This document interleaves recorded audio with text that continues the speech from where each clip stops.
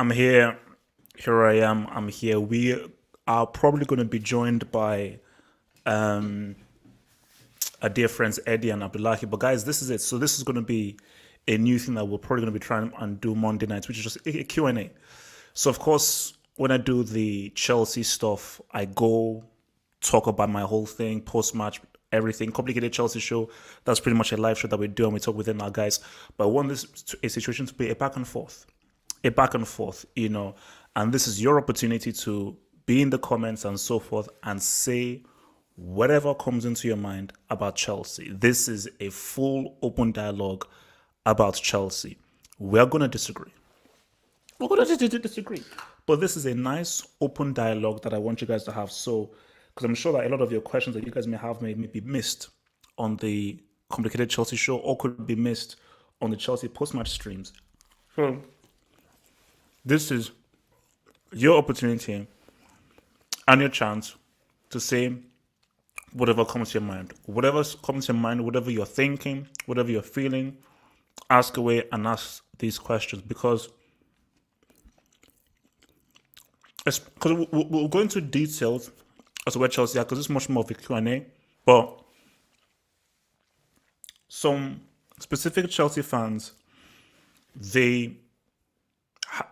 there's something to be said about standards and expectations and being very quick to accept mediocrity.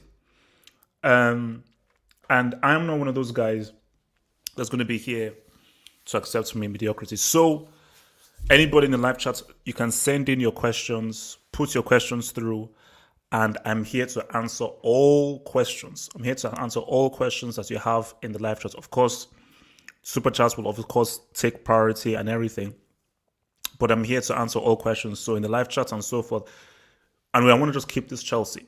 I want to keep this mainly Chelsea, and then we can then move on from there. So I think we've got your boy Eddie here. Eddie, what's popping, man? What's popping? Yeah, man. I'm good. How you doing, man? Look, man, as I said again, I'm just here with my brown bread here and everything. Because obviously, as I was saying to the guys, is that there's maybe not enough opportunity for there to be like a back and forth with regards to people sending in questions. So I just want this to be where it's really a back and forth of question, answer, rather than us just talking. Because obviously on the show on Thursday, we have our agenda that we want to talk with, and we just talk. And whenever I do my post-match, I have to come in and just give my thoughts. So this is just much more about, because there are disagreements now within the Chelsea fanship. And when I go on Twitter, you can definitely know it's crazy. You can see that there's a massive split. There is a massive, huge split amongst Chelsea fans of people thinking and accepting and wanting one thing and people and accepting another thing. And maybe this is an opportunity to be like, those guys that are on the other side that I disagree with, why do you think this way? And I'm going to tell you why I think this way and what I was expecting before the season started. And once we can sort of get that, then we can go through, man. So let me okay, and we even have a guy here. Abdullahi, do we see you?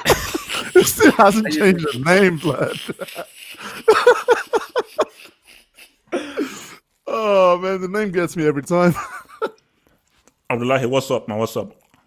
Yeah, I'm okay. I'm good. Can you guys hear me? Okay, I hear you beautifully well, man. We can hear you beautifully well, man. So I'm taking some Arizona. What is Arizona? Energy drink. Oh, okay. Bro, gonna need the energy. Okay, so let's get things going now. Favre or Lampard? None. Okay, now let me say this right now.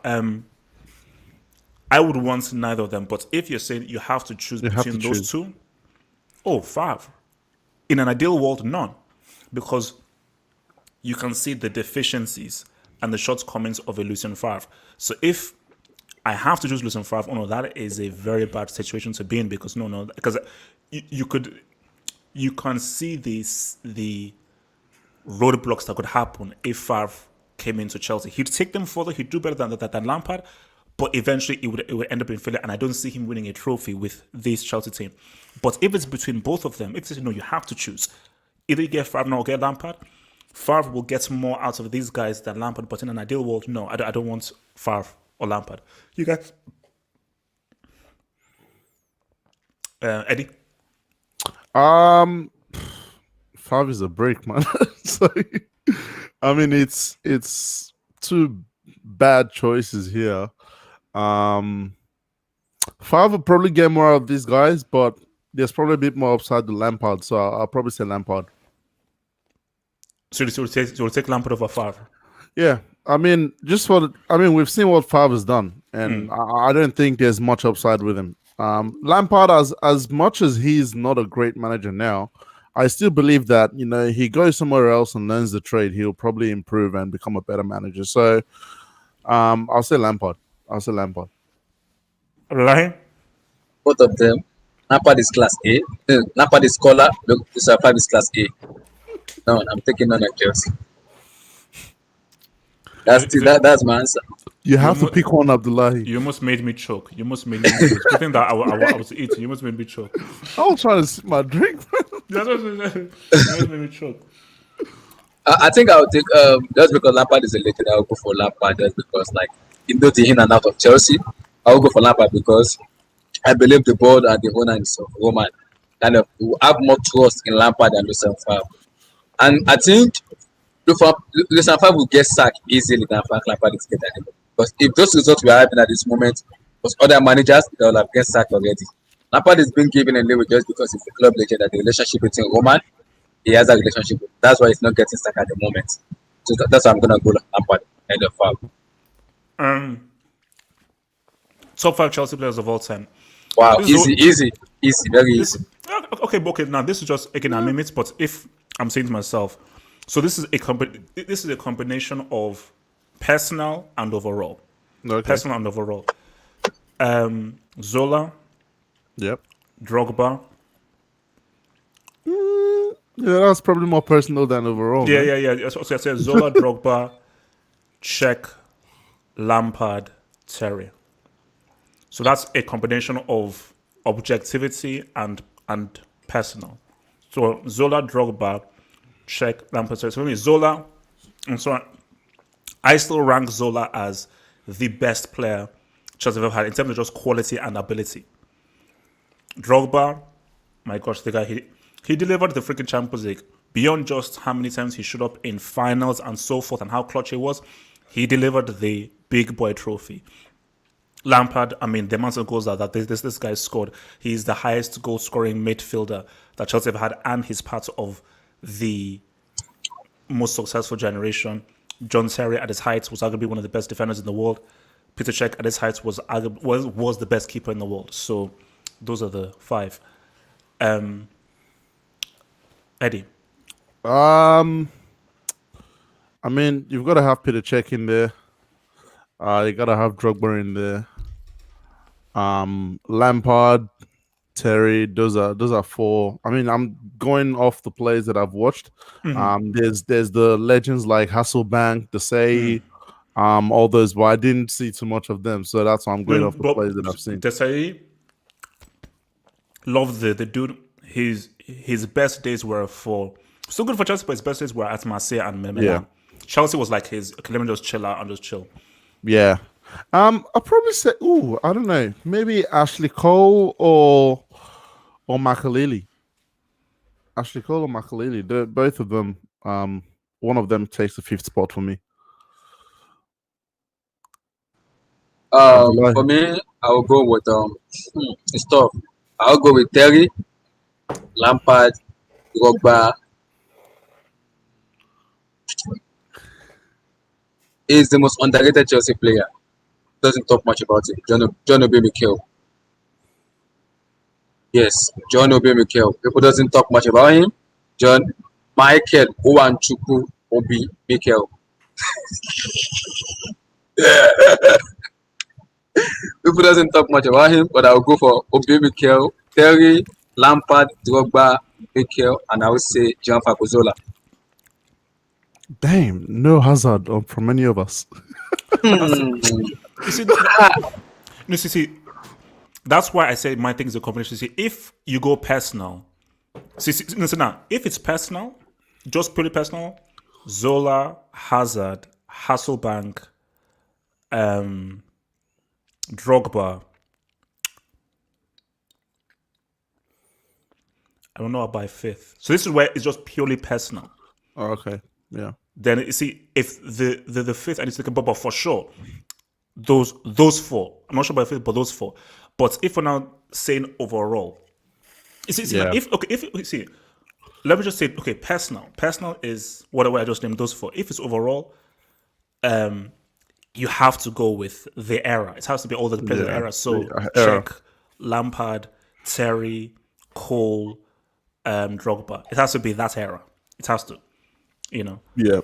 I think the reason I would love to say Hazard, but Hazard turn up when he wants to turn up. Like Hazard, I know for Chelsea, it turns up when he feel like this is my time to turn up in Chelsea. If you want to rate Chelsea player of all time, you have to have like consistency. Drogba will give you consistency. Lampard, consistency. John Obi Mikel, consistency. John Terry, consistency. Hazard feel like I will turn up when I feel like I will turn up. In 2015, I won't forget that 2015. Hazard was literally don't want to turn up. It was Willian who turned up in that season. No. See, this is why funny people always say, "Oh my gosh, you're such a hazard guy." I'm not fake. If people look back at the tape, I put Sanchez as better than Hazard because during that mutiny season where the guys mutinied against Mourinho, Hazard was one of the guys who down tools. Willian, as George said, was a complete professional. And my whole thing about Hazard was that he just used to dribble around in circles. He didn't do anything. But once he now sort of figured out who he was as a player, specifically at the World Cup, I was like, oh no, this guy has not changed. But no, the Hazard of before was all talent, no effectiveness, man. So Football George says, hi, can I make a guest appearance on Thursday's show? Well, send me a DM on Twitter and send me a message, and then we can maybe figure out a thing where some guys can just come in for a guest appearance, then give their thoughts and so forth. But as I said again, we have like a specific group, which is 4 of us, but we definitely want to maybe bring in guests for like a little small segment, have their say, and then so forth. Just make sure that's not Max's burner account, though. Oh yeah. I would make sure because Max isn't sniffing this thing. Max is not big because unless you want to give me crazy. Retrospect, Amario, man. Thanks for the door. Thanks for the door. Amario. Shout out to you, man. Shout out to you, man. Shout out my Shasha. Make it rain. Retrospectively, Like and subscribe, guys. Like. Retrospectively, was Gianluca Vialli a better player or manager for Chelsea? So I'm older than you guys, so I really remember Vialli. And this is the funny thing. I remember watching that Champions League final for Juventus when Vialli won it. And I think very soon then, he then announced that, oh yeah, I'll now be joining Chelsea. When you look at it, when Vialli joined Chelsea, it was similar to when Desailly joined Chelsea. His best days were gone. His best days were at Juventus, and Chelsea were just like, boom. He was still decent for Chelsea. He was still all right for Chelsea, but his best days were for Juve. So I would say that he was perhaps maybe a slightly... it was almost comparable. I think as a manager, Chelsea played really good, sexy football, attractive football. He brought all these foreign guys in and so forth, and Chelsea were just a nice, stylish team. They weren't the greatest, amazing team, but they just played nice, good, attractive football, which is why I liked about them. And as a player, he was pretty good, but he wasn't as good as he was for Juventus. So I would say, if I had to choose, maybe he might have been a slightly better. You know what? I'd say he was probably a better player than he was a manager. Yes, he was a better. Even if it was not peak Vialli, he was a better player than he was a manager. All right, so. Oh wow. Abdullah, are you a security guard? Yeah, I work as cybersecurity. Oh, okay. Oh. Yeah, I saw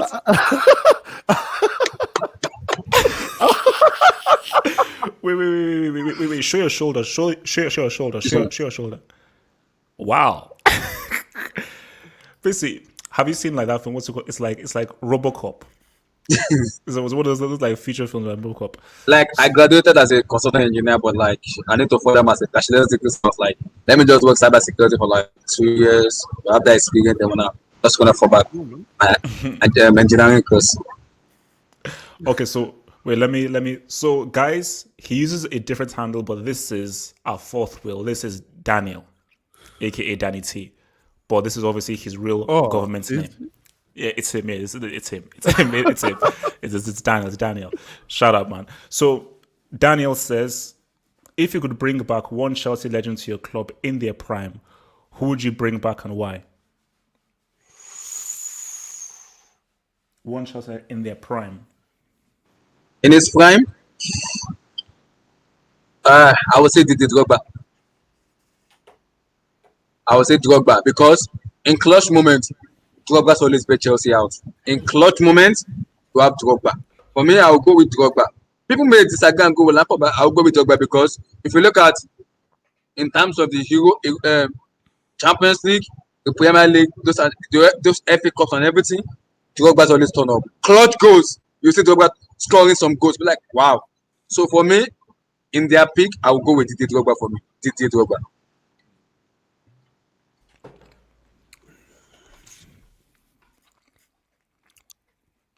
Okay, I'm still thinking, right? No, I'm saying because are we coming from it in the sense of a personal thing or what Chelsea need now?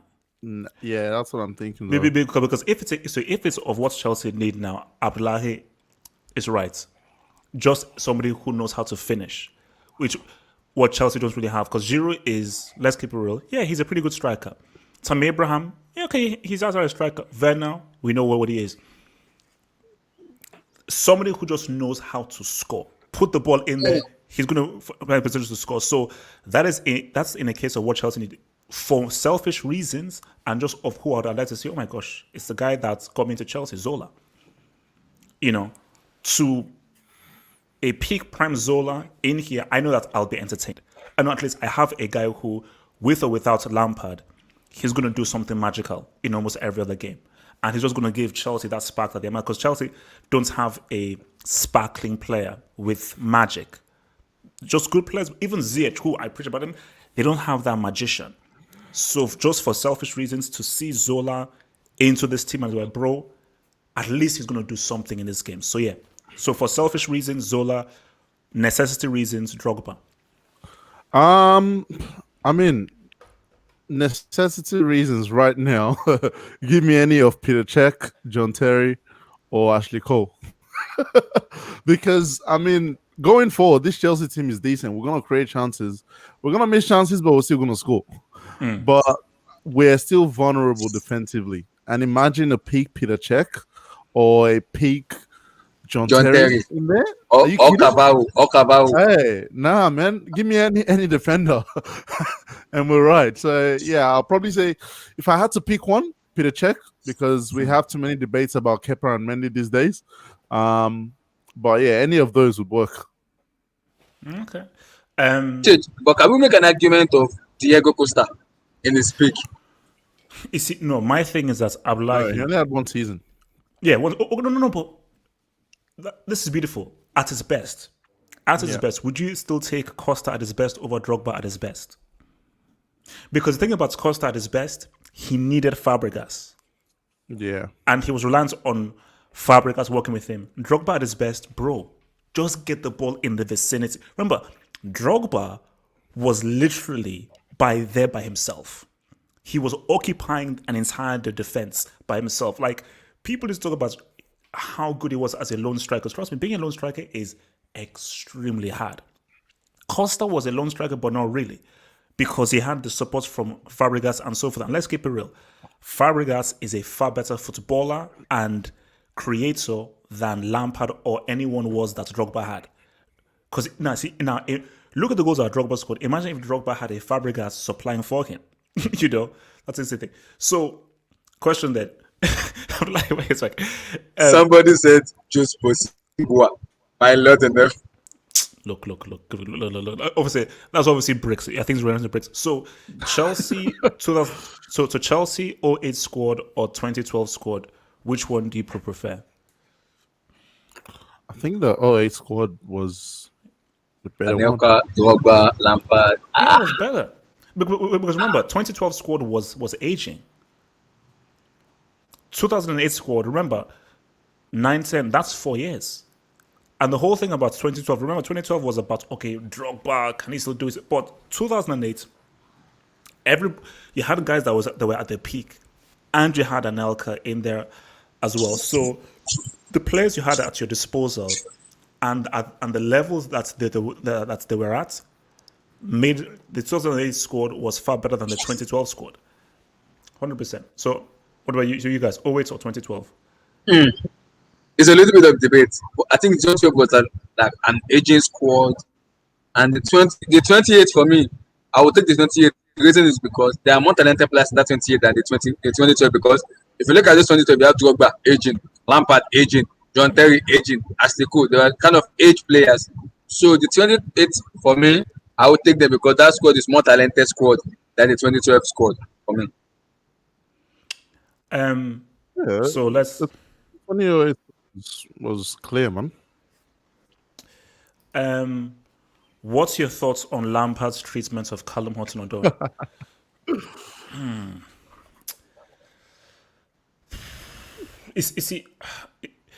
But remember, this was a similar thing that Sarri was even doing, where people said, play him, and they then played him. And my thing with Lampard is that you don't have the luxury to be like, he's too young, ease him in. The fact of the matter is that he is one of the best wingers that Chelsea have. That's just the fact. And there are games in which, for a Hudson-Odoi, he is needed in that kind of game where you just need because remember, Hudson-Odoi is very different characteristically from Ziyech. See, Ziyech, we can talk about Ziyech and how he's used maybe on Thursday, because I want to talk about how Ziyech is used on Thursday. But Ziyech, we need that conversation as well. Oh no, we do. But on Thursday. But Ziyech is used very differently from. No, Ziyech plays differently from Hudson-Odoi. So, because here's my thing here is that Hudson-Odoi, because he's such a Chelsea boy and so forth, him making a move away from Chelsea is such a big thing. Hence, why he's just holding on. But the further and further that Chelsea push him away, you are losing a guy who could potentially be something.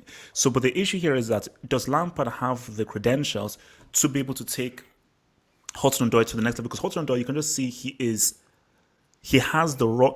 You see, I compare it to like a Vinicius, but I think that Hudson-Odoi's game is maybe a bit more cleaner than a Vinicius. Vinicius is much more of a game changer, but I think Hudson-Odoi is further up in development. But you can see he needs coaching. And if he improves and cleans up his game and so forth, oh my gosh, you have an extremely dangerous winger. So I would like him. That's why if you see my emoji, I've wanted him to go from the very first time we hired him. That is one part. Because we can argue this every day. Next 2 years, Odoi is our best winger in that Chelsea team. Is our best winger in that team. Lampard is not using. That's my issues with Lampard. People may argue Pulisic, yes, but Pulisic is an injury player. If like in form, if I want to pick inform player at their best, who's the best winger? At their best, is it Pulisic and Odoi, or just Odoi only? For me, at their best, I'll choose Pulisic for me, and then Odoi, because I know. Yeah, that's at their best. Yeah, because the reason I said that is because it's been maltreated, it's been maltreated in the club. People doesn't treat him very well. Like of Sarri, even the lack of Antonio Conte, under Antonio Conte era, if you remember very well, and under Sarri's era too, it was massively maltreated. And even Lampard himself, this is my problem with Lampard. He's a club legend. He knows these youth players very well. The same way with Jody Morris. I don't know why he's maltreating Callum Hudson-Odoi. Like, not the way Chelsea fans want him to. We don't want him to play week in America because we know Lampard will not play him, just like the way he play Mason Mount. We know, but at least Give this guy some run of matches, 5, 6, 7 matches. Let's see how good this guy can be. But today he plays, he make mistake, you take him out of the team. HH, Lampard plays Tomori at Derby County. Tomori is being frozen out. Lampard needs to give us, he needs to answer, that question he needs to answer it. He hasn't given us the answer at this moment. Why? That's my problem with Lampard. Is it the right manager to take off forward? No. Because there's some dodgy decision he make that, just look at Lampard. Are you dumb? Why are you making this kind of decision? Do the basic. It's simple. It's simple.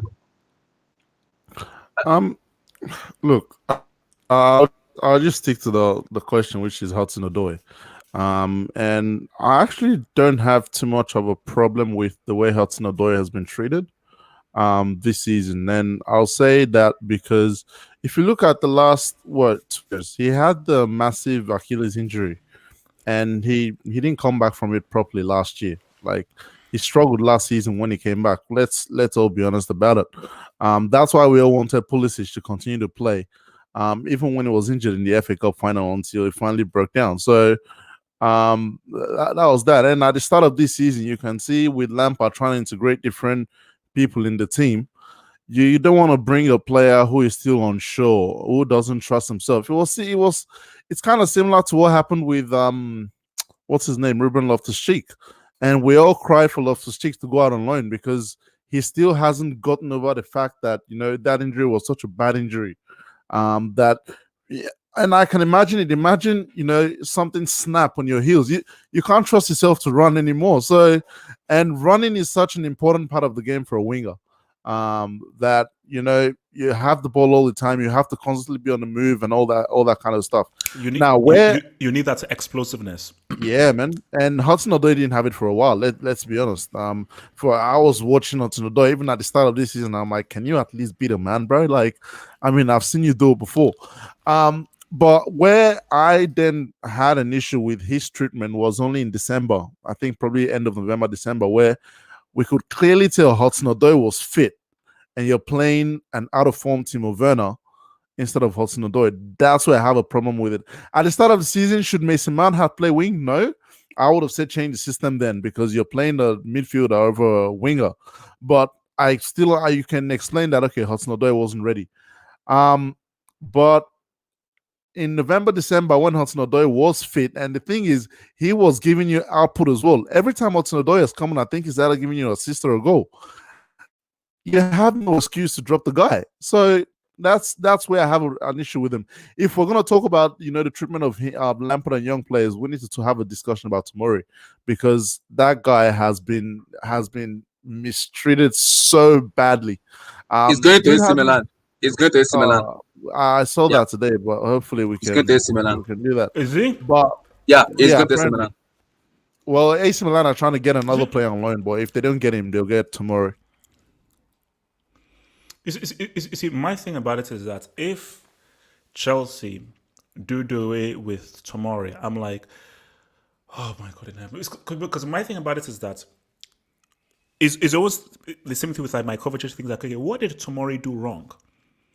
What is the wrong thing that Tomori did where he only made one mistake and Lampard froze him out? Just one mistake and they froze him out. Do you know how many mistakes Christensen continually makes?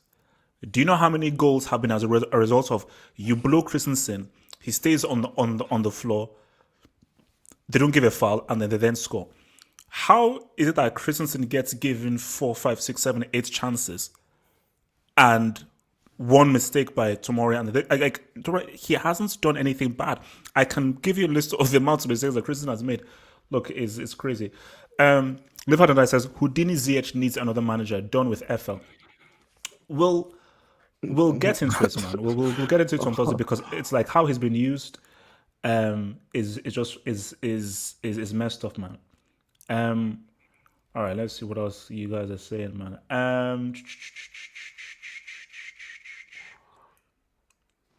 Let me respond to that, Richard.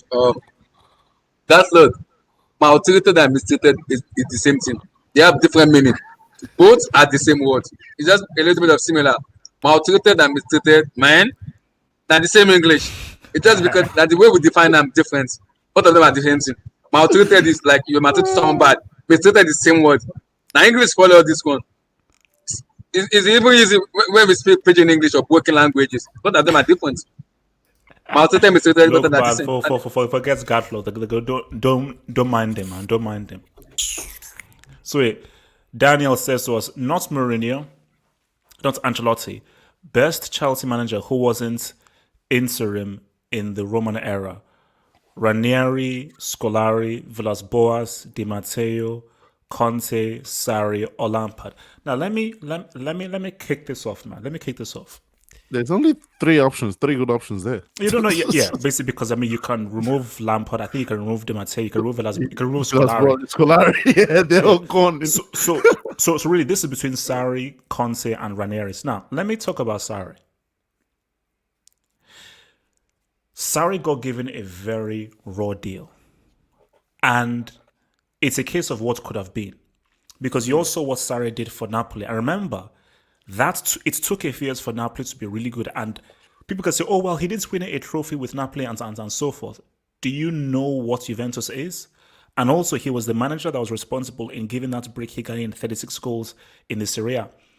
So my thing is, what could have been? What could have been if Sarri was given 2-3? See, Sarri is the one that you say, give him more time, because you could see what he was doing. He had a very specific system that worked effectively for Napoli, which is why Dries Mertens is who he is right now. Which is what he did for Higuain. So that this works. See, giving Lampard time makes no sense, because I'm like, what? I don't want Chelsea to be like Derby County. Heck no. No. But then you saw how good that Napoli team was, the quality of football that they played. What could have been if he had that 4-3-3, kept with that 4-3-3, they were fully ingrained, and how could they have looked like in the third season? Who knows? Because if he had that right now, 2, 3, 4 seasons with the 4-3-3, and we were now in a situation where Sarri was still the manager. Okay, you have the transfer ban and so forth, but you are now giving money, and you now buy. Sarri now brings in his own players to now fit in this system. I think Chelsea are looking very good, because they have an identity. They have the quality of players. Remember, Sarri is now given the kind of money that he wasn't given at Napoli.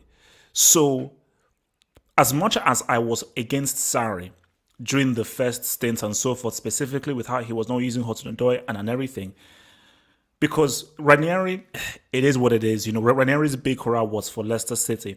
Yeah.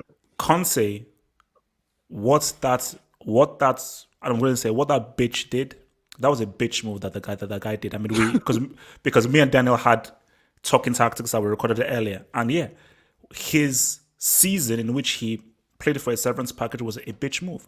So because he did that, I'm like, screw you.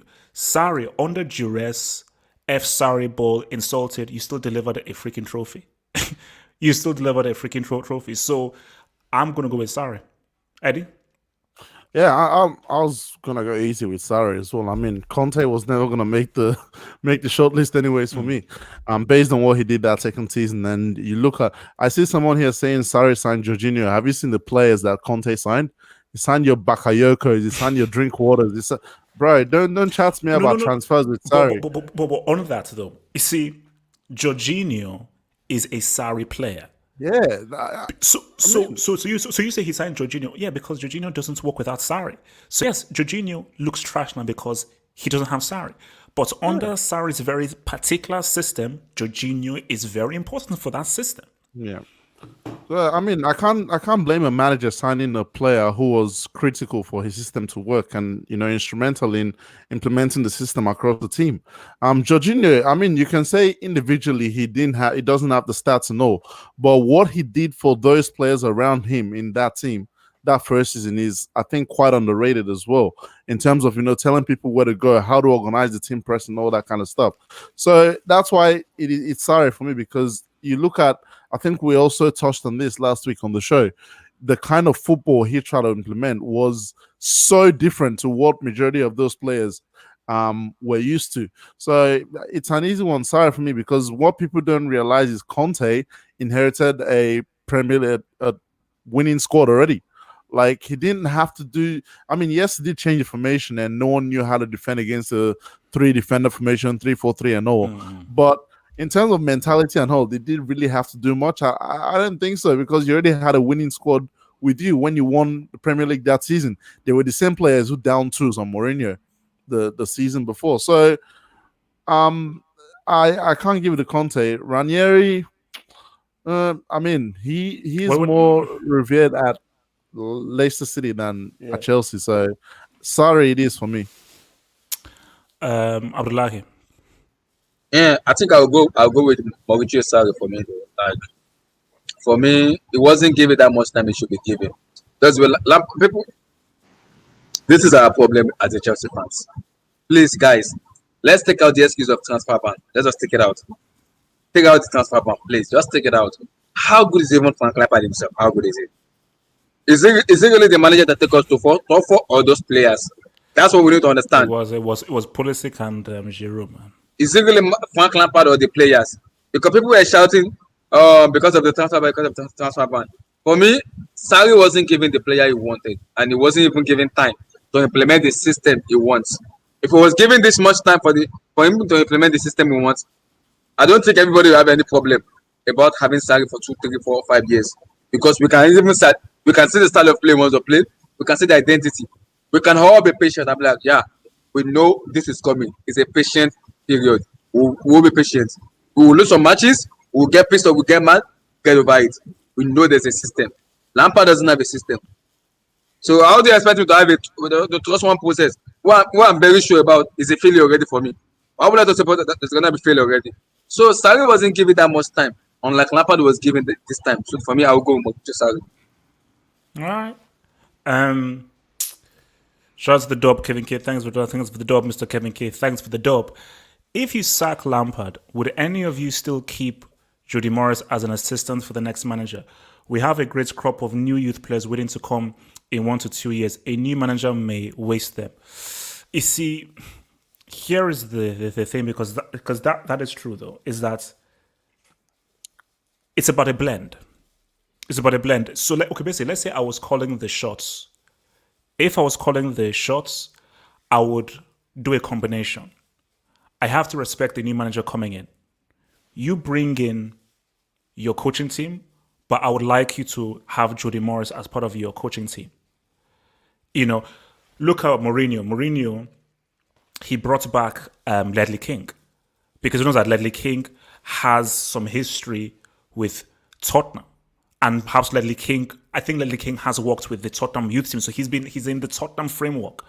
So it's always good because as a manager, you want to have every single resource at your disposal. So, okay, I have money, I can bring in new players. Okay, but what youth players do I have?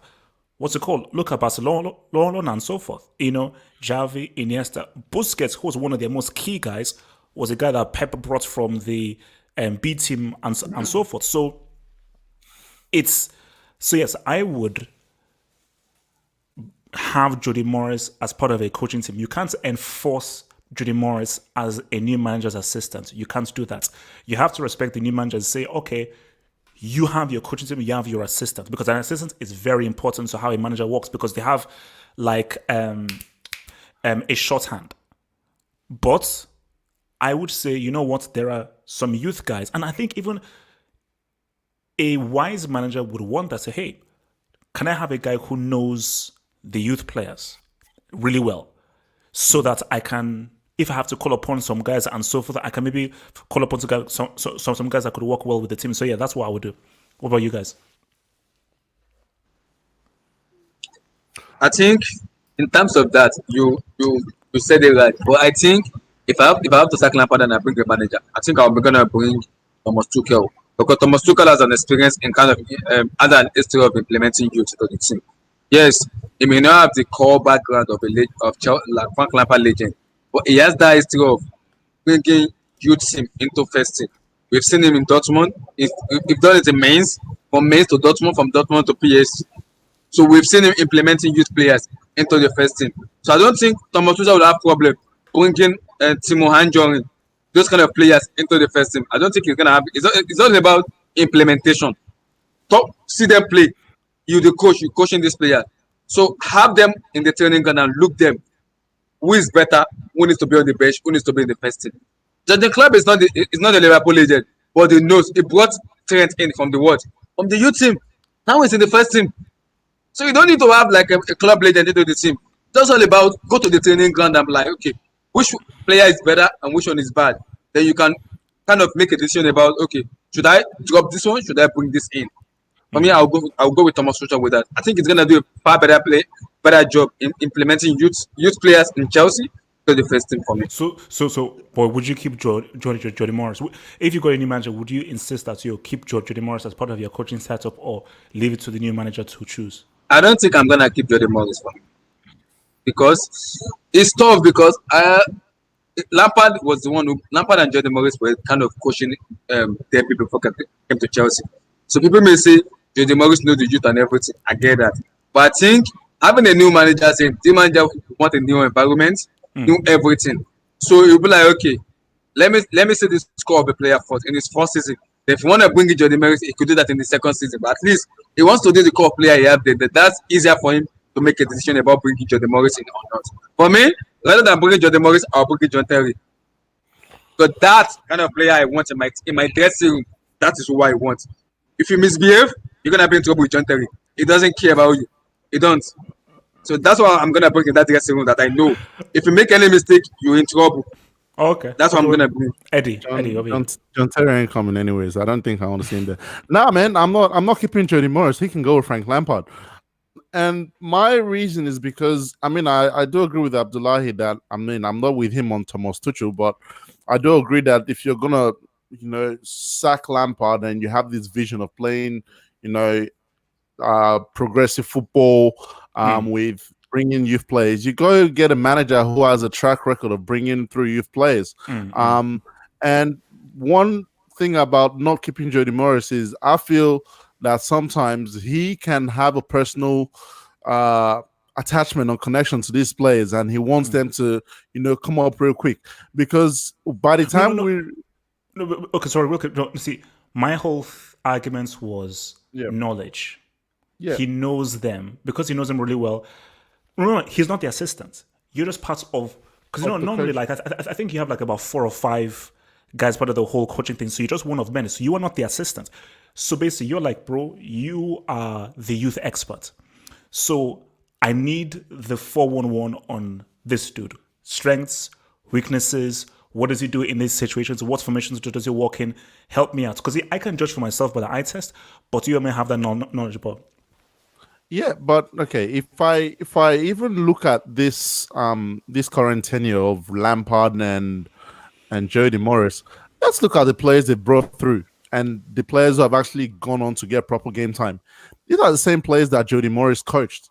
I look at Tino Anjorin, who was after Morris. The guy hasn't, gone on to the next level as much as would expect, because when he came out, there was this buzz about him.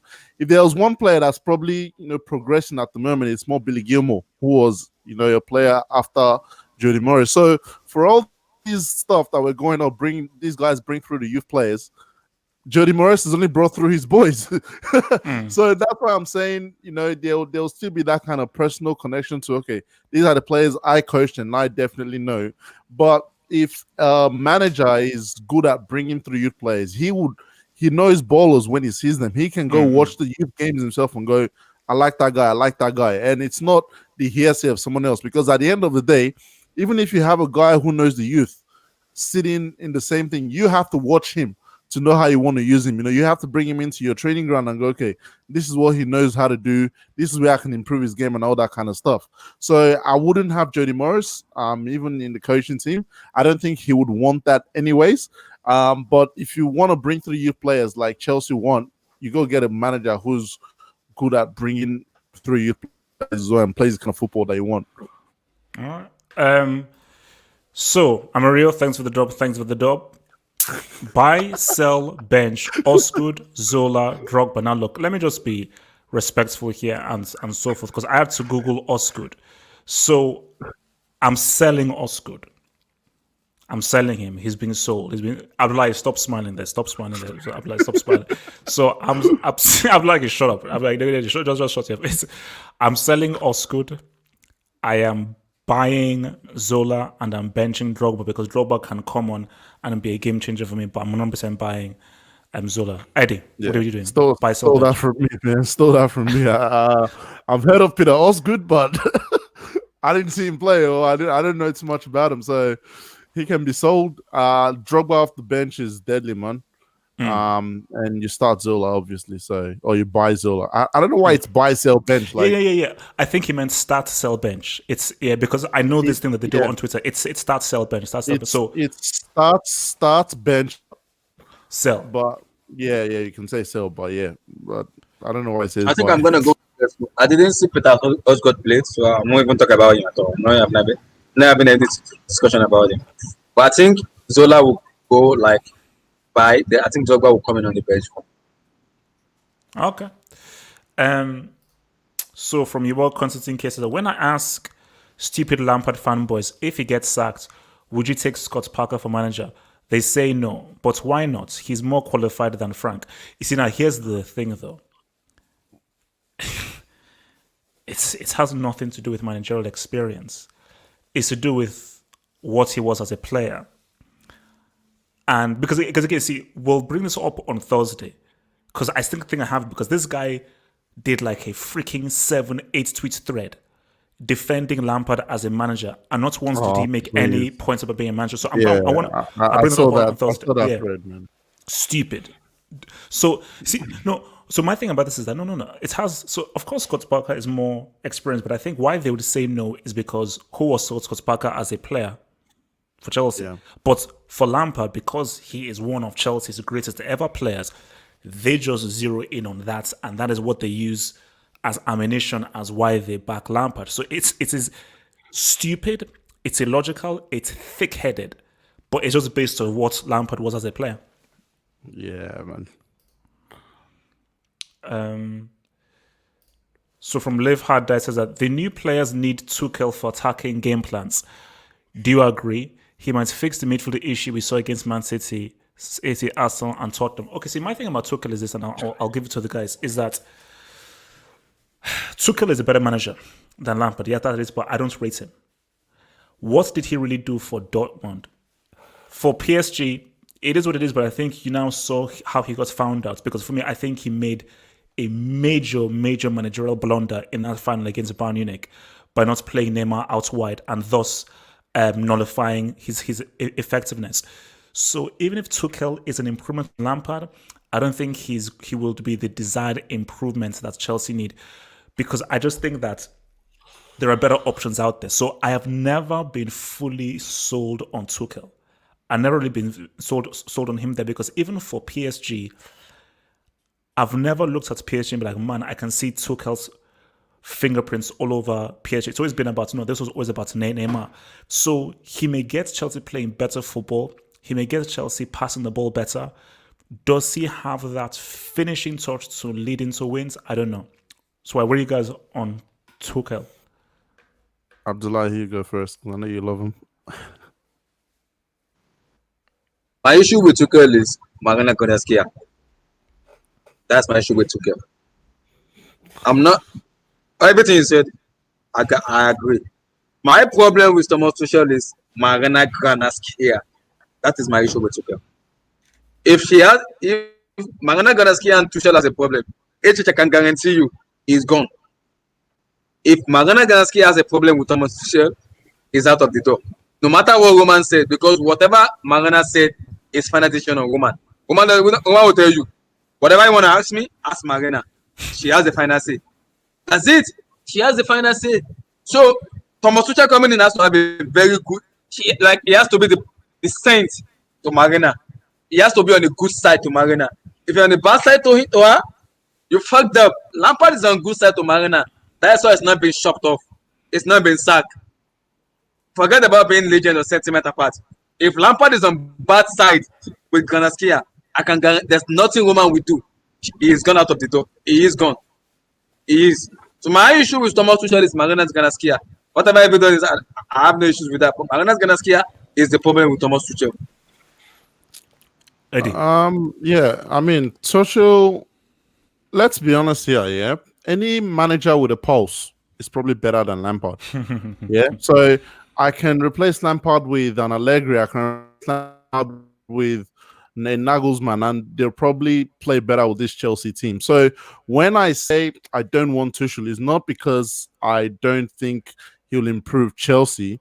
I look at it beyond the tactics. I look at it beyond, what you do on the pitch.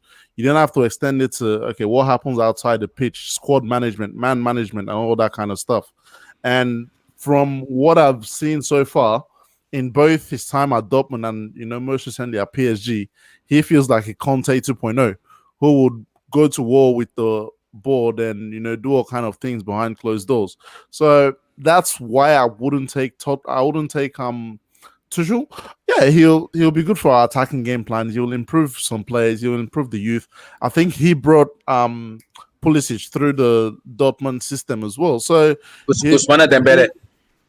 Ousmane Dembele. He coached Dembele. He coached him. The Hoos.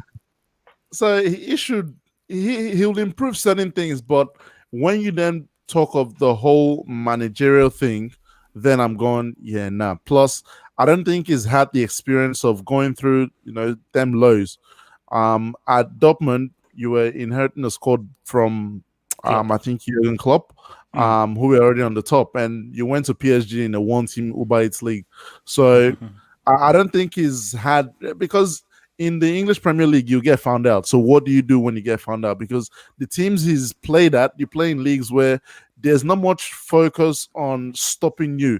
It's more everyone focusing on themselves.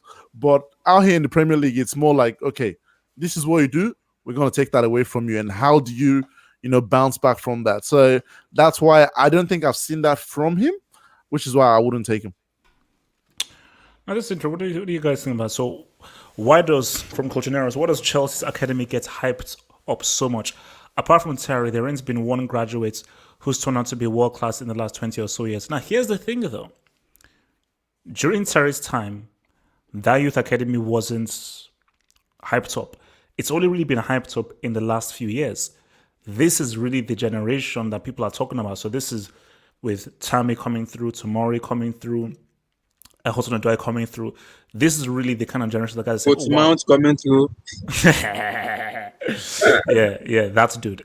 So during Terry's time, so Chelsea have never been they talk about Chelsea Youth Academy as of now, because so literally of the last 3 or 4 or 5 years. So when you say the last 20 or so years, yeah, like Chelsea Youth Academy isn't on the same standing as Ajax or Barcelona, where these guys are known of producing amazing talents. But this generation, this iteration of the last few years with Hudson-Odoi, Tammy, Tomori, and so like Gilmore is one of like, wow, based off the success that they've had in the youth thing. So guys, where would you rank Chelsea's youth academy if you just say as of right now, worldwide? Would you say is top 3, top 4, top 2?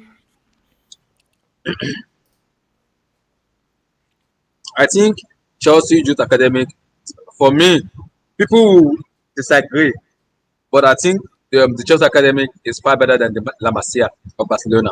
For me, it is far better better team than the La Masia. Look at Chelsea team. They have absolutely won everything in that youth team. They've won everything: European trophies, EPL, everything that needed to be won in that youth team. All those youth players has won it. And if you look at it in terms of for them, from integrating them into the first team, from the youth to the first team, I think Chelsea has a better youth players than other teams. If you look at them, and Chelsea generates more money with the youth players when they loan them out. They generate more money from the youth players than other club. People may say the La Masia, but I think for me, Chelsea have a better youth player than the Arsenal, than the Manchester City, United, than the Barcelona, the Real Madrid, or people, and even the Bayern Munich, even the Borussia Dortmund. Chelsea has a very better youth player than all this kind of team, and they generated more money. For me, I think the Chelsea. I would say the Chelsea, but I wouldn't say in the last 20 years they have not been hyped. No. When John Terry was playing, who there has that authority to say I want to play when John Terry is there? No one has that audacity to say it. So it's just been hyped up in like 2, 3, like some couple of years ago. That's the reason. Right. Look, the Chelsea have one of the top academies in the country. in the UK and in Europe. That's no that's a given. That's a known, right? They produce a lot of players, but the problem I think over the years has been how are you bringing the youngsters in through? Because there is a process through which you bring some players through. The problem is a lot of Chelsea fans hype these players so much that you think they're the next best things. Some players, yes, they have that potential, but you have to ease them through the system. You know, not every player is say like a Callum Hudson-Odoi who can probably come in and play, games for you. Some players probably need, let's start with the 20 minutes, let's start with 30 minutes, let's get you training here and there. They don't need you to throw them in, like that. And that's the problem. The Chelsea fan base just want to see their players succeed so bad that we hype them up to be, oh, this person is, all of a sudden the next Ashley Cole. That was, Patrick Van Aanholt. I don't know if you remember him. All of a sudden, I don't know if you know Izzy Brown. Izzy Brown was supposed to be like the next Ronaldo or something. Lewis Baker was the next, was the next best thing. These are names of people who have come through the same youth ranks. But you forget that they've come through a team that was so good. Because when you look at the youth teams, our teams are so good. These players don't have to do too much. All you have to do is focus on your role, do your role, and you'll succeed. When you make the step up to senior football, it's a lot different. Chelsea is not your Madrid that will dominate every team. We're not your Barcelona that we can spend as much as we want and end up dominating teams. You have to come up and actually put in the work. And that's something that's a harsh lesson I think they learn when they come up. And I think that's why people credit the mentality of the current players who have made it up. Because look at your Tammy Abraham, you look at Mason Mount as well. And who else is in at the moment? These players are players who have that mentality that, okay, I need to work to actually earn my position. And I think that's been the problem with, some of the other ones where they come in and they expect to do exactly the same thing they've done in the youth team, which is just coast through. But it doesn't happen that way, man. You've got to work. So Chelsea have a good academy. It's just let's stop gassing these guys up once we see them to be the next Drogba or the next Lampard or the next. Let them develop and let's see what they end up becoming. Now, this is a tricky one. Quick question for you before you go. Okay. Before you go to the next super chat. I've been thinking about this thing. This one, it has happened before. I've been thinking what have you been thinking about? This one we're now getting into the brain of like, yes sir. I did. I want to give it to you. Yeah. If Lampard wins the Champions League and finish third and wins the FA Cup, do you want him to stay or go? He has to stay.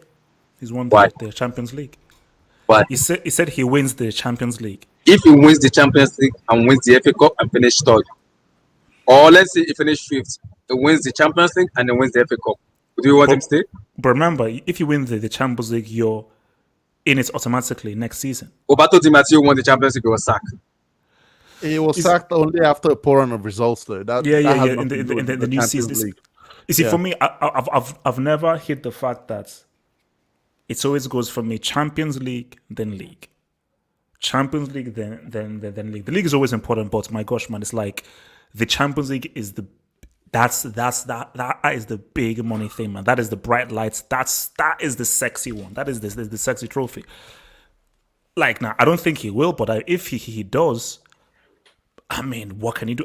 You can't sack a manager who gives you a Champions League. Obviously, they did that to your Pankers, but you can't sack a manager who gives you a Champions League. You simply can't. So if he wins it, would that be like a miracle or a juju? Because we know he doesn't have an experience. Because if he wins it, I know I'm gonna get baptized on social media. I know. I know. Look, as I say I'd again, like to see what Abdullahi's name would be. I know. No. Look, if he was to win it, it would genuinely, it would be like Di Matteo because, I don't know how it can happen because Di Matteo had Drogba, Lampard, just better individuals. Chelsea don't have those big men kind of guys here, so I don't understand how they can win it without a true manager. But let me address this in front of Lauren, and I see. Do you want Lampard to succeed? Divine success. That succeed. Divine success. I keep saying it. It's simple. That's it. I'm See, like, I can define success in a very different way. let me It depends. respond to this man. Relax, Mr. Cyberman. Relax, Mr. Cyberman. Let me relax. Let me just sense this thing. So look, because as I said again, with this Q&A, I'm here to be truthful and straight down the barrel. I know what I know. I know what I know. I've been watching football for a long time. Would I just say I know what I know, and I don't fall for sentiments or so forth? If Lampard proves me wrong, oh wow! So it's not a sense of okay. How can I? It's not a sense of like I just want you to fail because I want you to fail. But there's this notion of sometimes you need to take 2 steps back to move 5 steps forward. Sometimes you need to fall down to rise up again stronger. So this is about what is best for Chelsea. What is the best thing that can put Chelsea in the best possible position? Because nobody can be bigger than the football club. No, you are an employee. And the issue that people are having is that they are putting Lampard above Chelsea. If this is about Chelsea, it's who is the best manager, the best players, and the best thing for Chelsea. That's what this is about. So,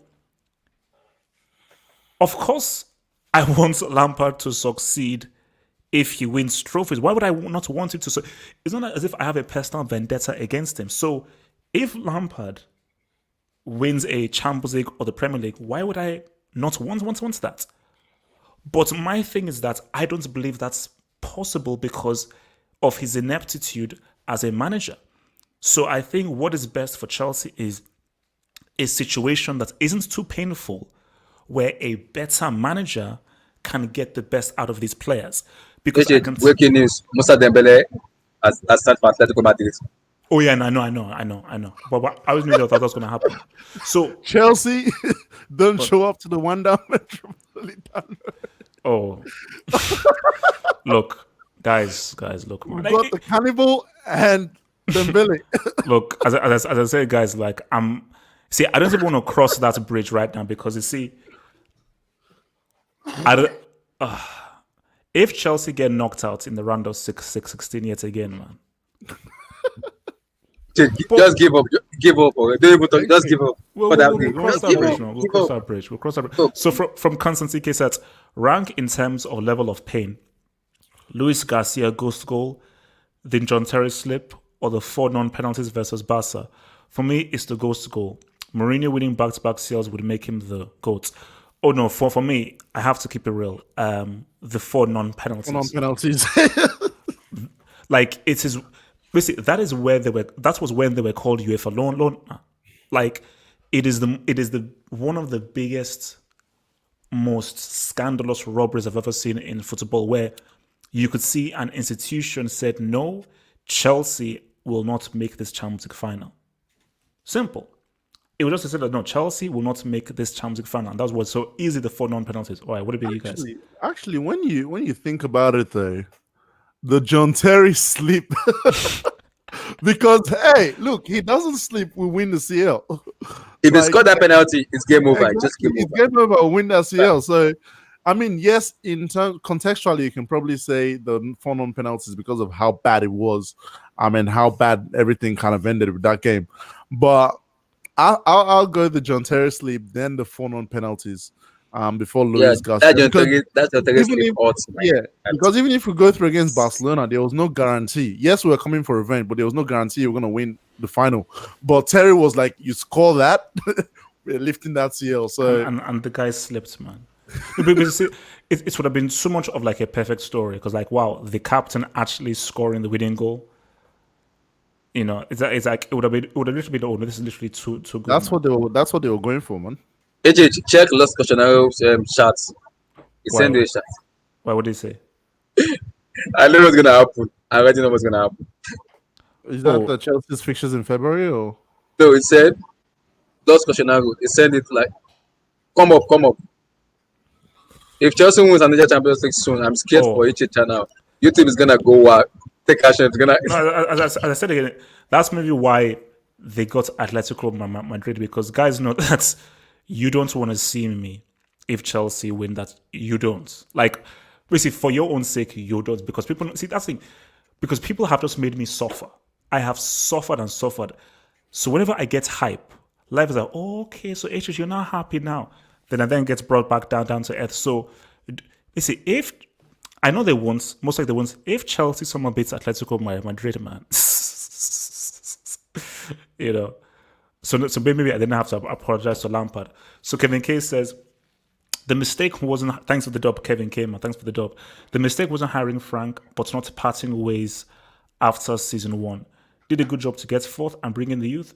Shout out to Eddie and Abdullahi, the goats, man. Shout out to you, Kevin K, man. Shout out to you, man. You see, my thing here is that I would say this was the idea. Transfer ban. This is undesirable for a manager who wants to come in and bring in trophies.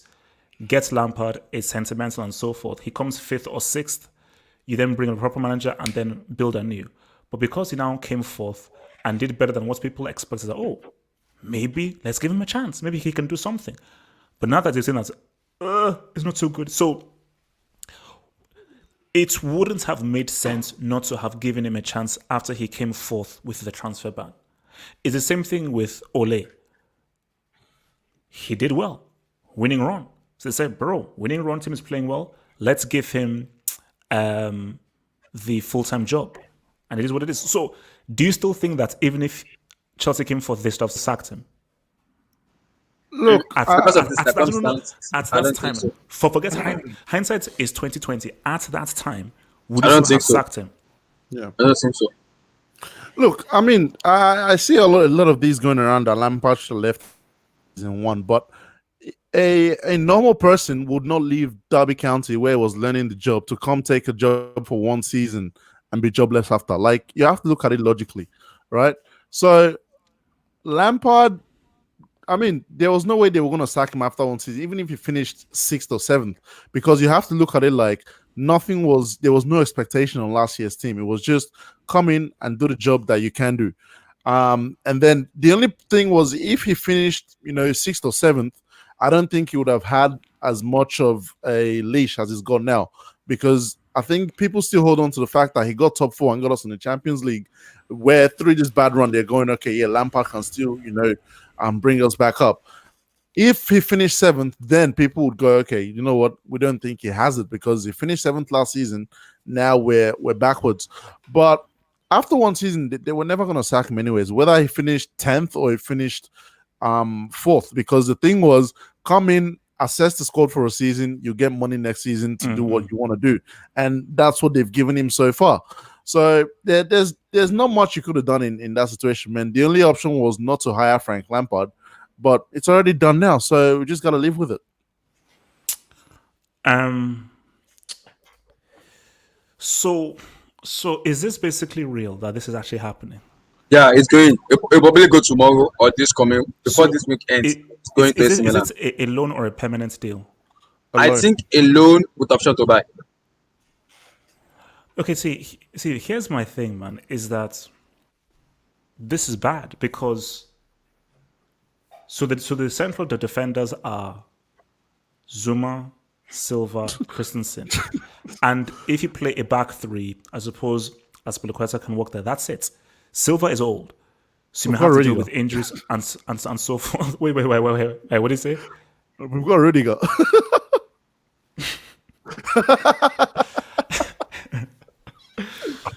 You see, okay, here's my thing. You see, I don't want to be like the whole anti-number thing, but guys, help me. What is the logic of letting Tomori go, knowing the mistakes that Rudiger has made, knowing the mistakes that Christian has made? What is the logic there? That's the first player that will get him sacked out of the door. Because that was the first player. That was the first player it was in Derby County. He was playing Tomori and Messi. Even Tomori was the best player in Derby County before Lampard came to Chelsea. I don't know why he came to Chelsea and you only made one mistake. Yeah, in Derby County. Yeah, it was player of the season. Over Mason Mount as well. Over Mason Mount, yeah. It was a player of the season. HH, I sent you I put this in the group chat the other day. The article from I think 2 years ago or last year, I can't remember, where Lampard compared Christensen to Van Dijk. Oh yeah. I think he probably still believes that, man. Like, he probably still believes he can get to Van Dijk levels, which is why he wants to keep Christensen and coach him up. But again, it makes no sense. The only logic I can see to it, which would go beyond this season, is the fact that Rudiger will be going in the summer, and most likely Christensen as well.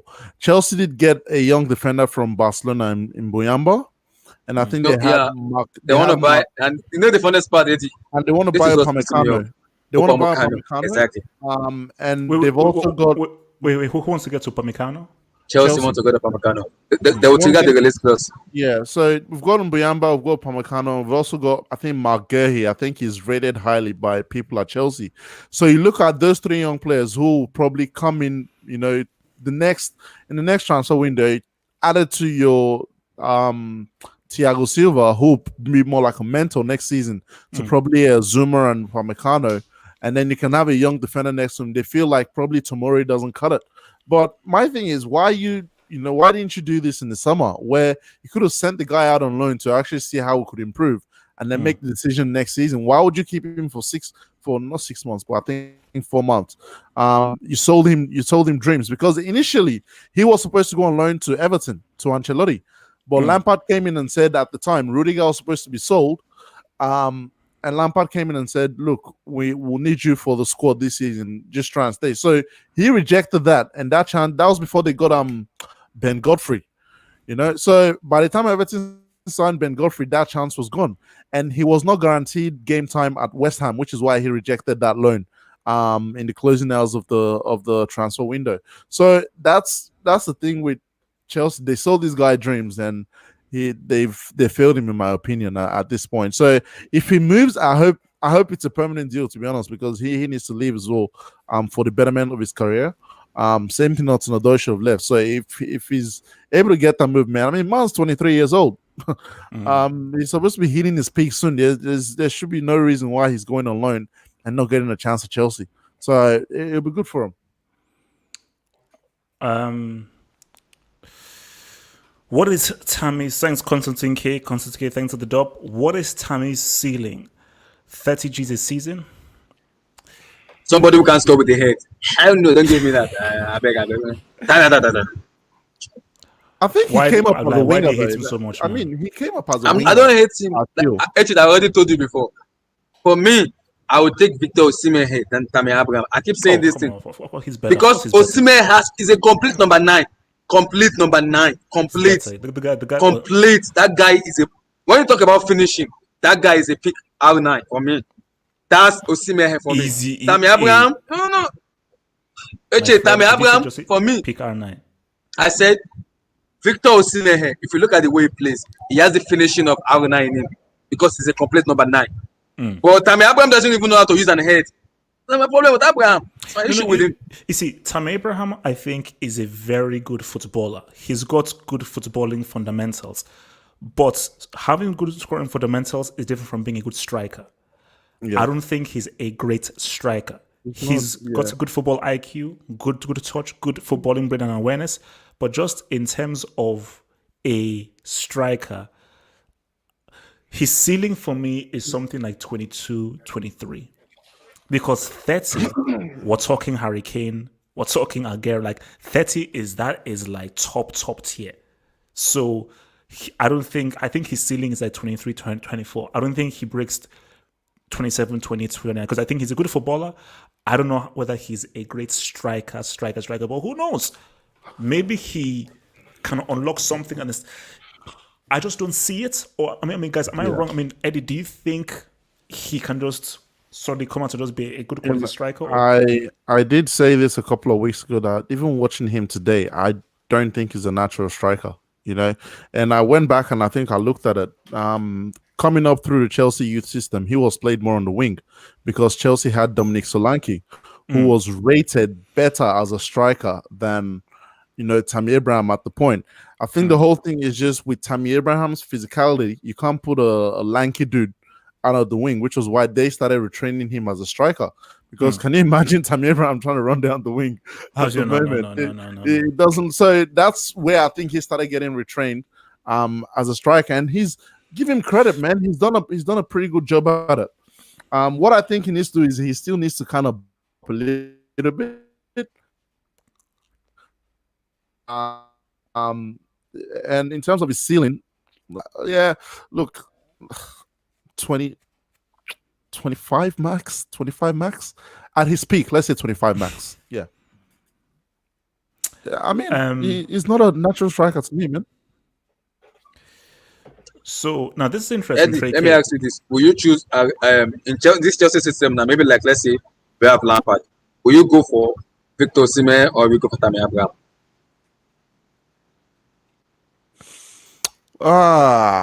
Victor Osimhen or Tammy Abraham. In this system at the moment, Osimhen could work. No, he will work because he can link play very well. This guy can finish. This guy is young. He's 21 and he can finish. I mean, he's something. This guy is something. He's raw. That guy. I've even seen some games of his in that play as well. Yeah, like watch the games, and it's like he's that kind of old school striker. Yeah, he's an old school. That's the thing. I think he's an old school 9. I think he's still really raw though. That's why I'm a bit hesitant. I'm a bit hesitant to put him in this Frank Lampard system. No, because it's like the right coach is like, yeah, putting him under Lampard, I don't know because I don't know exactly. that Lampard can improve him. So because I think we can agree that Osimhen's the better striker, but I think Tammy is the better footballer, like in terms of overall play. So that's why people who are technically good can work in Lampard's system because you need to move around and stuff. But giving a raw striker to Frank Lampard in this system, let's pipe that a little bit, man. All right, so let's go. So Trey K says, would you consider playing Ziyech as a 10 or in the middle with Pulisic and Shaw on the wings? I feel like a 3 of Pulisic, Ziyech, Shaw is lethal. You see, here's the thing. We're going to get to this on Thursday, but just to say it to you right now is, to put it very simply, Trey, Ziyech isn't... Go and watch Ziyech for Ajax. How he was used under Ten Hag is not how Lampard is using him, because he can still play right wing, but it doesn't mean that he has to stay right wing. Because he's a guy that can roam. So if you have a more dynamic system, you can get much more out of a Ziyech. So it's not about him being moved into a 10 or a right. He can be more dynamic. But you saying that the 10, you're dealing with a manager who refuses to play 10 when you have several players that can play 10 and a team that literally have no threats through the center of the pitch and are doing cross and inshallah. Now, this is interesting. I think Tomori had a bust up with Frank. I told you, the first person that will make him get sacked is Tomori. The first player that will make Lampard get out of the door is Tomori. He is.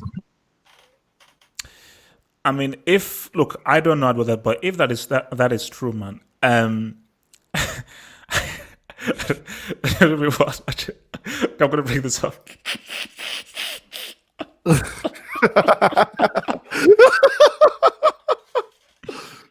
We don't want to see that, man, on live YouTube right now. I'm a cyber security though. I don't usually use a gun. I'm not because God let me call the ham one use gun, the ham doesn't use gun. So cyber security. Mostly I work on a computer, on a system. So I just deal with like the partition and the formatting of system, the virus coming to the system. I kind of clean up everything and make sure it works. Okay. Those are basically what I do as a cyber security. In terms of gun, these are the ham security. The ham doesn't use gun.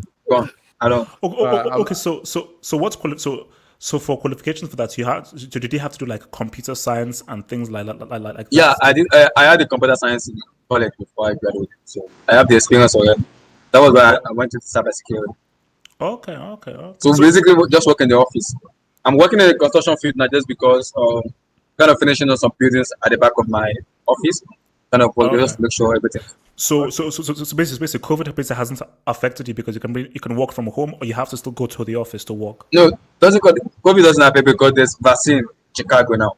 There's a proven vaccine now that everybody use. Okay. We used it, so it doesn't happen. Okay. So King Gabani says, shout out to Mr. Member, I rewatched that Chelsea via West Brom game in 3-3, and if not for tomorrow, he would have conceded 6.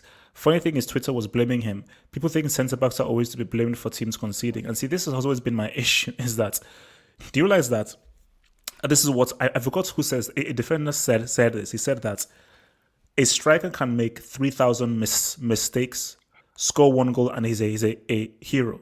Defender makes a defender can do 3,000 things well, make 1 mistake, and they are screwed.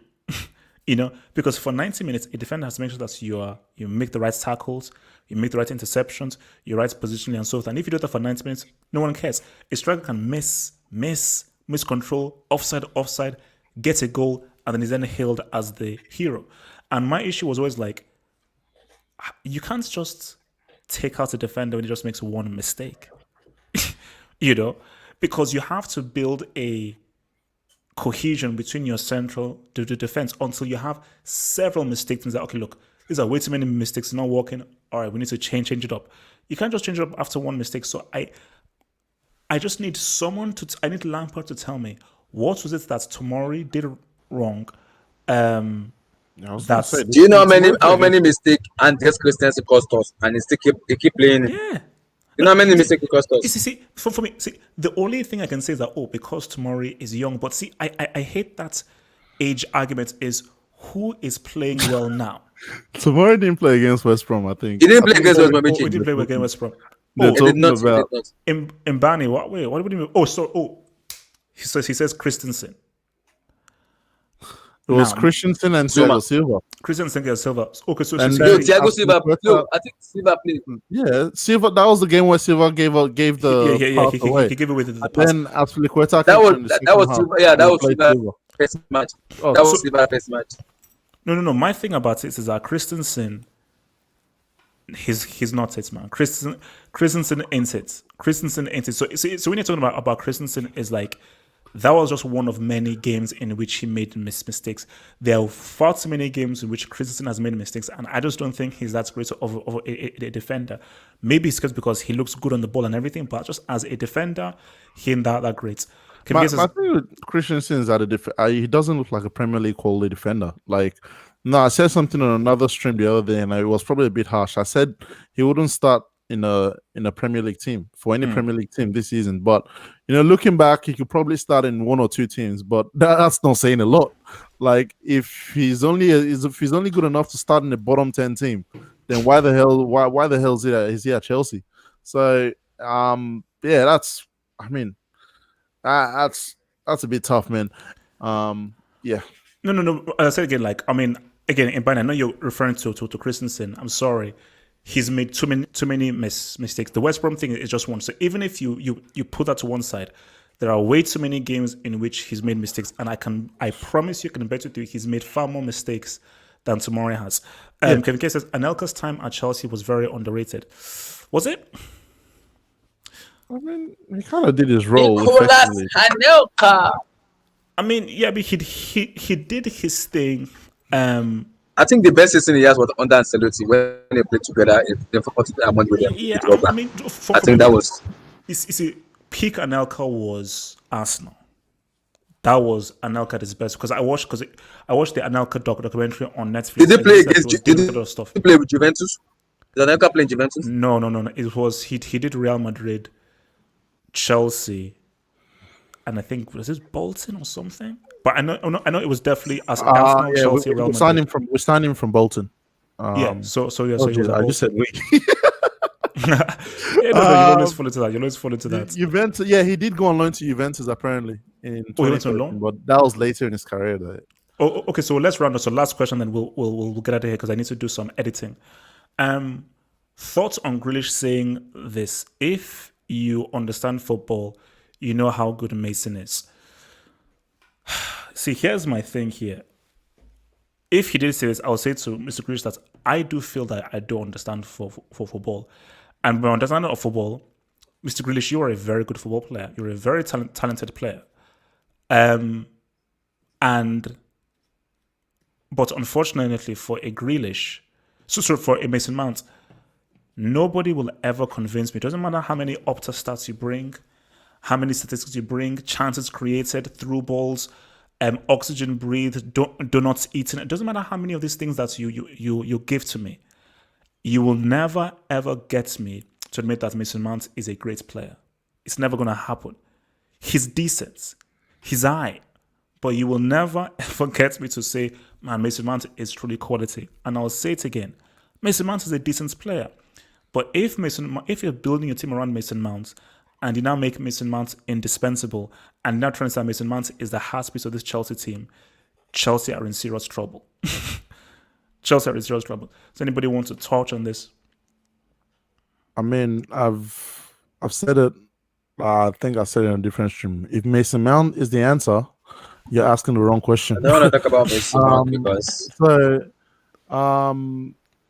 look, Mason Mount's a nice player, and I get at Mason Mount a lot because of the role that he is supposed to play in this Chelsea team or in the 4-3-3.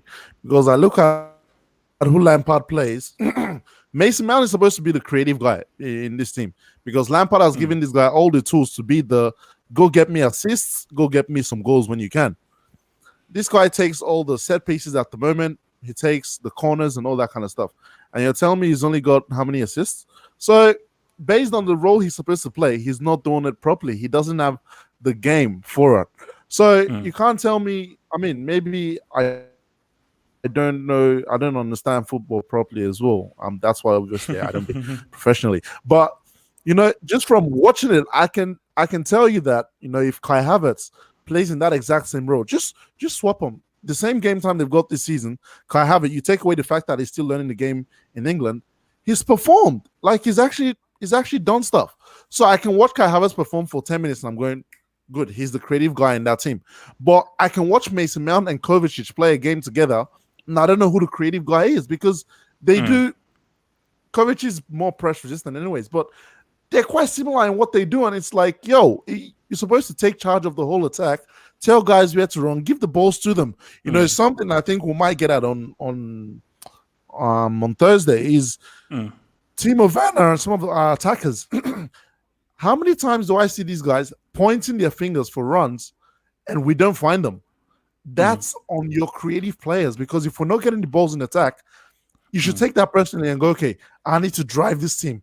Every time Chelsea need a drive, the only person I see moving is Kovacic from midfield going, okay, I'm going to run up front and try and do something. When he gets up there, yes, he doesn't have the game for it. He doesn't have, the passing ability or the link-up ability to do all he wants. But you can see him actually trying to move the ball from defense up front to go, yo, we actually need to do something. No, I haven't seen Mason Mount do that. Because I think basically when you look at Mount, he isn't impressive. And I see this goes back to what Lampard was saying in that interview where he was saying about flicks and tricks and Pogba.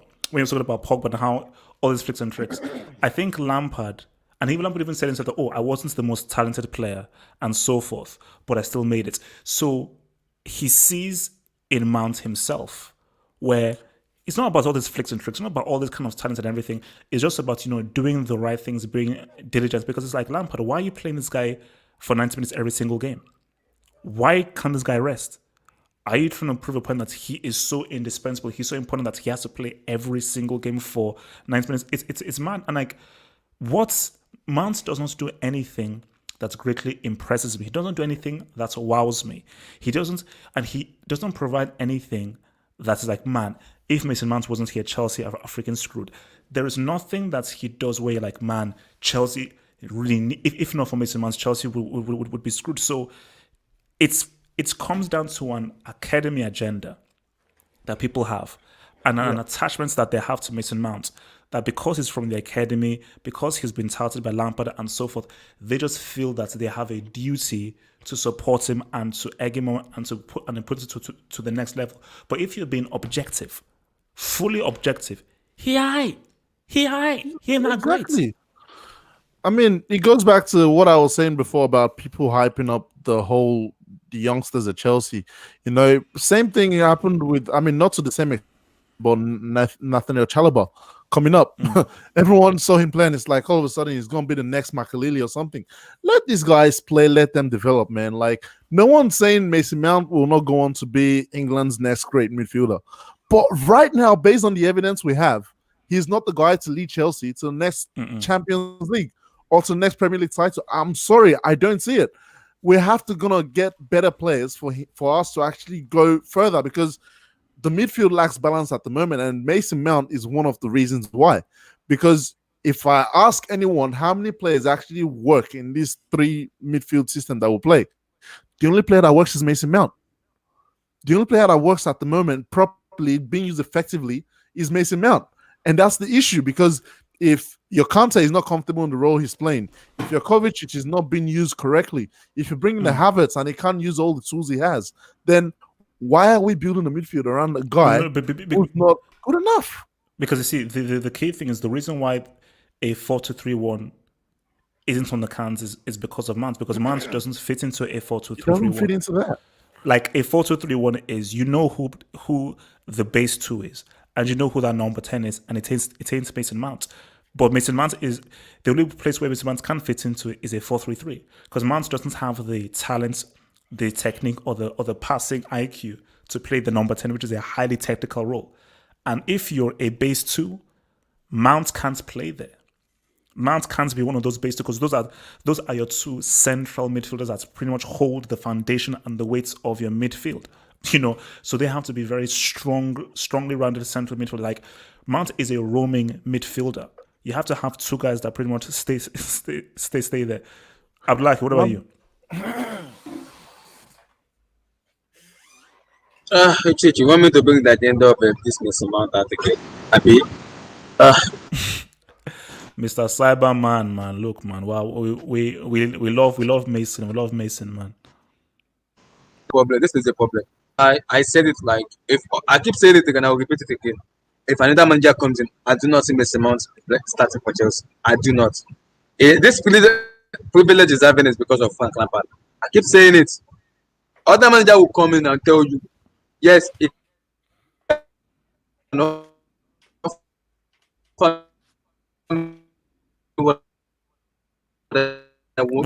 judging from the bench, it won't stop him. Mason Mount, it won't start him. It won't. So I don't know. The privilege Mason Mount is having is because he has Frank Lampard as a manager. So yeah, he can play as many games. He can play 40 games in a season if Lampard is the manager. As long as it's Lampard, he will continue to play. He will. But if another manager comes in, does Mason Mount starting? No, because there are 4 technical players in that Chelsea team far better. Things breaking up. You're breaking up. Your internet is breaking up. Oh, can you hear me now? Breaking up, man. Yeah, we can hear you now. The internet was getting a bit crazy. Okay, continue. Oh, okay. My friend, continue. So if we have like with James, Ziyech, we also have like Ben Chilwell, who can take set piece very well and Mason Mount for me. So why will he be the one taking our set piece? Why? So that's the problem on Lampard. He kind of is building all the team on Mason. Mason, you do this. Mason, you do that. It doesn't work that way. It doesn't. You can't tell me the Chelsea fans, I'm having Mason Mount in Champions League final, and you're telling me Mason Mount go on with the Champions League final for me. I'm not that crazy. Hell no. I am not crazy. I'm not that. No. If Lampard knows what he's doing, he needs to fix it. And play the right. He has to play the right players, not the wrong players. He is playing the wrong players in the way that he should not have played them. That's what my problem with Lampard is. People kind of abuse Kai Havertz that. Kai Havertz will work on 4-2-3-1 formation because that is the ideal place he needs to work. Mason Mount doesn't work in the 4-2-3-1. He's on the bench. He's coming in for Mason. He's coming in for Kai Havertz. It doesn't start ahead of Kai Havertz. I don't know why Lampard just makes stupid and ridiculous decision. Again, I don't know why he does. Again, I think it comes down to something that I don't think Lampard does, or we're not getting from this Chelsea squad, and that's coaching. You look at someone like Phil Foden. The player he is today is not the player he was coming out the system. He's been coached by a manager who knows how to coach youngsters, who knows how to coach midfielders into, okay, this is how you play football. He wasn't just brought on and told to go play, because what I've seen with the players we've brought through is just go out and play. There's not much, I don't know. I think Danny T was referring to an interview that Tuchel did with Rio Ferdinand. You know, I've seen a bit of a clip from that video, and it's like, yeah, sometimes you have to tell youngsters, okay, this is the time you play. This is the time you do certain things. Although you want to let them go out there and have the freedom to play, you still want to, you know, teach them separate different elements of the game. Stuff in training. So far, all I know about what Mason Mount does is stays 2 hours behind after training to learn free kicks and all that. That's not what I want you learning, right? Like, set pieces can come after, but can you ball in the game? Like, can you create passes? How do you open channels? How do you get people on? How do you find people who are running? Those are I don't know if Lampard is teaching that, because Lampard was not the most effective guy at doing that during his time as well. And I think he's translating the same thing to Mason Mount. Lampard was a guy who comes late in the box, gets the rebound, and then shoot, or gets the ball, shoot. He wasn't this guy who will connect the whole or link up the whole attack together. So if that's what he's trying to do with Mason Mount, then I'm sorry, Mason Mount needs to get another person to kind of teach him the little, you know, intricacies of the game where he can improve. Otherwise, man, it's peak for him. I'm serious. Like, he seriously needs to improve the creative aspects of the game, and so far he hasn't done it. So like the last one, then we'll ride us, man. From Rodrigo Rodgers, man. Thanks for the dub. Thank you for the dub, man. Guys, a quick word on Gilmore. What's his ceiling? You see, look, very good player, really good player. But it goes back to the other thing of the importance of the right coach. He needs the right coach, and I think if he's given the right coach, I think you could have a very, very good central midfielder. Because based on just how good he is on the ball now for his age, Yeah. and his composure on the ball for his age, I think that is already very impressive. So if he continues to develop, and he is put in the right environments where he could just help to refine his skills and so forth, I think you could have a very good midfielder, like maybe like tier 2 and so forth. So we're not looking at a Javi or a Modric or so forth. Maybe like ceiling, maybe a few levels below that. We're like, oh no, this is a good quality, not a world-class midfielder, but a true quality midfielder. Hence why, again, it's the same thing with Tomori as well. When you see a player where, okay, there's something there, same thing with Hudson-Odoi, keep him. But when you keep him, you have to develop them. It's not about throwing them into a game, which is why Pep, say what you want about Pep, Pep is so good because Pep is amazing at improving players. Yeah. Klopp is amazing at improving players. Like, imagine if you give a Gilmore to a Pep or a Klopp, 1-2 years. Look at what Klopp did with Give Hudson-Odoi to Salah. Pep, fam. What is it? Give Hudson-Odoi to Pep, and it's over for the league. Give him to Klopp. No, give it to Klopp. Klopp, you know, Klopp just or Klopp. Pep? Klopp or Pep? My lord, And stop hating. whatever. Klopp or Pep? You know, if it's Klopp or Pep, That you guy know, with man. us. Okay, guys, look, man, I've got to do some editing now. So, guys, thank you for Mr. Eddie and Thingy joining us in, man. So, guys, look, man, we'll be back here on Thursday, and on Thursday we shall go. What are we deep. talking on Thursday, Teach? Wait, Make we know now. Abdullahi, they are saying that you're a Cyberman with a brick internet. How do those things combine? That's an Guys, oxymoron. making I no blame me. Making I no blame me. Wait, see. How you feel gets cyber thing, internet thing, and you get a better internet? How do you have a better Okay. internet and you're a cyberman? There are too many what's called forward outside the entire world now. Like too many people is 499 you. hacking internet, hacking this kind of stuff. So you have to be very careful as a security, just like Who is Oh, that 419 you? cyber security, go carry them, I beg. I don't get going now. That's not my job. I don't have a gun. Go on, That's go my on, buy job. gun now. Go on, buy gun now. We're supposed to protect the thing, man. So, guys, look, man. We are done here, man. We're done here. We'll be back here on Thursday, here to give you that thing. And guys, just to be very clear here, and I think it's the same thing with that guy that sent the good question. You see, this is the complicated network here. It's complicated.